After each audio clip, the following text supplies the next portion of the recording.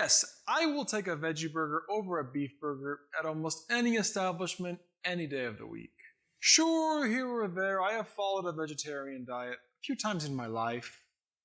No more than like a month. I am not a vegetarian. Not a vegetarian. Put it to you another way.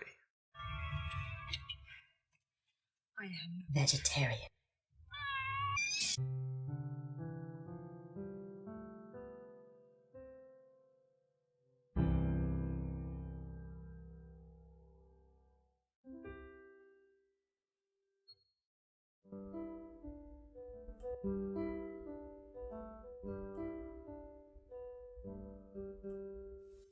But Gabe,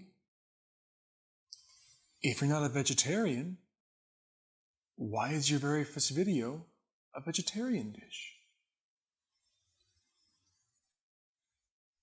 Are you a sham? A fraud?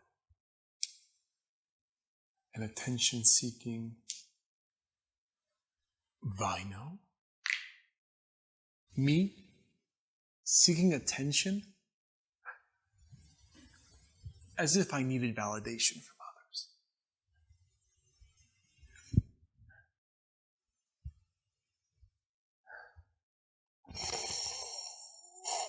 Look, flavor is flavor. Take it from me. After all my years of cooking, all my years of trying, then failing, then almost succeeding, but then immediately failing again. If there's one thing I've learned, it's that you do not look a simple, tasty recipe in the mouth. Enjoy it. Savor it. This recipe is so simple, but also so versatile. You can make these into Mexican veggie burgers, Italian veggie burgers, Greek, Korean, Indian, Moroccan. Any combination of spices can be put in there, tailored towards whatever culture you're going for. Hey, take it from me. An out and proud, bona fide, tall, strong, but most importantly, humble, non-vegetarian. This is worth a shot.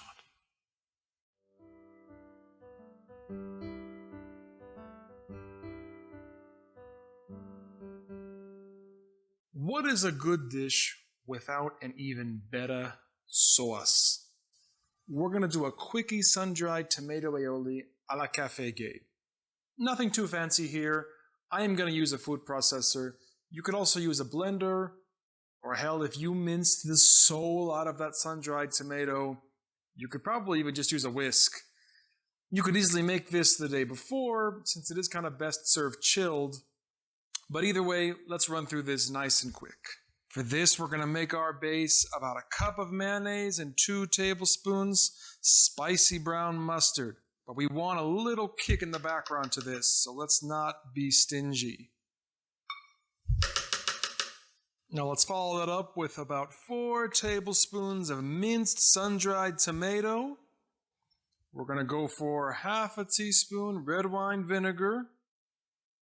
Go ahead and just tear up a few pieces of basil. It's about a 1/4 teaspoon of salt, 1/4 teaspoon of garlic powder. And hey, if you want a little more, throw in a little more. It's up to you. All right, now let's just pour that bad boy out. So thick, so flavorful. All right. Little sourdough bread here. Got our aioli. Let's give it a test. It's going to be so crunchy.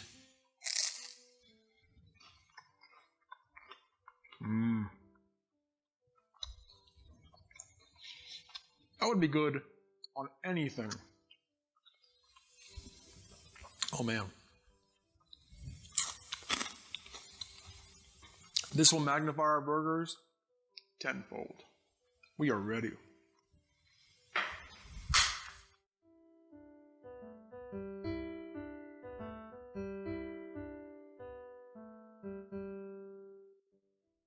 Alright, aioli is fine aioli done. We are ready to assemble our burgers. Let's start by roasting our sweet potatoes in the oven. We're going to throw 2 cups of sweet potatoes in a very big bowl. Do 2 tablespoons of olive oil, followed by a 1/4 teaspoon of our garlic powder, a 1/2 teaspoon of salt. I use pink salt, any salt is fine. 1/2 teaspoon of smoked paprika, a 1/2 teaspoon of pepper, and then we're going to just give that a nice toss to get everything coated. Pour it onto our parchment paper lined baking sheet. Now I use parchment paper because tinfoil, guys, is going to stick like you wouldn't believe. We're going to want to give these a little shake, a little stir about halfway through cooking. If you don't have parchment paper, go buy some. Tinfoil is fine when it's needed, but this is just so much easier this way. Gonna throw that in the oven at 425 for anywhere from 20 to 25 minutes. You'll be good to go.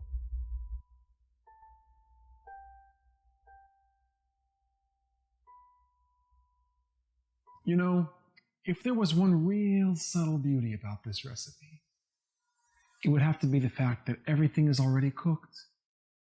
A cooked cup of brown rice, 2 cooked cups of roasted sweet potatoes, a can of ready-to-eat red kidney beans, raw red onion, our herbs, a pinch of salt. You could pick at all of these individually, and we're going to just mix them together. We are this close to being done. We're going to mix, season, mash, mold, wait, and then enjoy. Let's start with the easy parts. Throw in our cup of cooked brown rice, followed by our can of red kidney beans, drained. We have our wonderfully roasted sweet potatoes, our tablespoons of red onion, and our herbs. We will take just 1 more 1/4 teaspoon of salt. It is important to remember we have salt on the sweet potatoes, salt in the aioli. We're going to add some Gouda cheese, a little salt in that. Don't go too crazy with the salt. I've got my wooden spoon here, and we are going to just literally mash. Sort of a slicing, pressing motion. Sometimes when you see recipes like this, it'll say to use a food processor. And the biggest reason I don't do that is because I find, at least with my processor, it does it in layers. And so the very bottom is extremely finely processed, and the top is kind of chunky. And I wouldn't mind that being a mixture, but it just never seems to work quite right. And then you have this weird, homogeneous, literal seeming patty burger thing. And no. I like my veggie burgers to have distinct texture. I want to get a bite of sweet potato. I want to get a bite of bean. I want to get a bite of rice. All that seasoning. I want to be able to distinguish those flavors and also appreciate how they mix. And this is how I accomplish that. Press, press, press, press. As long as you got those sweet potatoes nice and tender, after a while it's going to start holding together.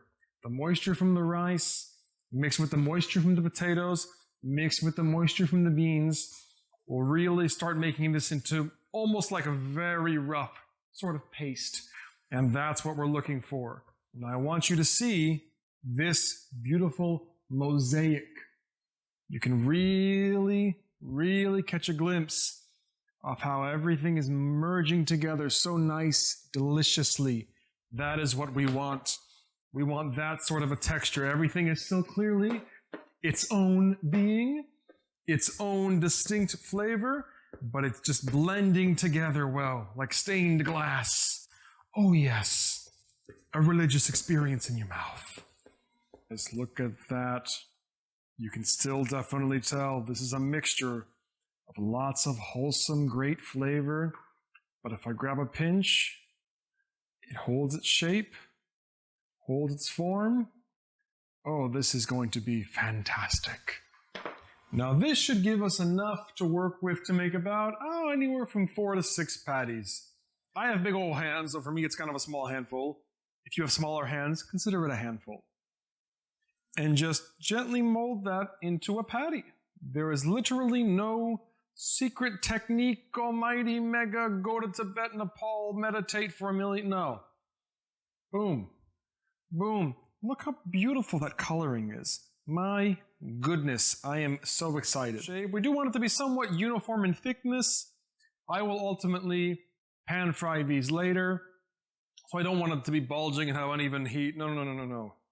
Especially when we melt our cheese on top, we want to be sure we have a good, uniform thickness. Look at this. Look at this medley of flavors. This is a concerto about to be performed for the very first time. But damn, we have to go through what is probably the hardest part of this recipe. We have to wait. Putting these in the fridge, letting them chill about an hour to really hold this shape. And once they're done chilling, guys, they're really ready to eat. You could put them on a salad, you could eat them cold. Today we're going to be heating them up in a skillet, but to ensure that we get a nice patty shape, a nice burger form, we need to pop them in the fridge. Let's go ahead and do it.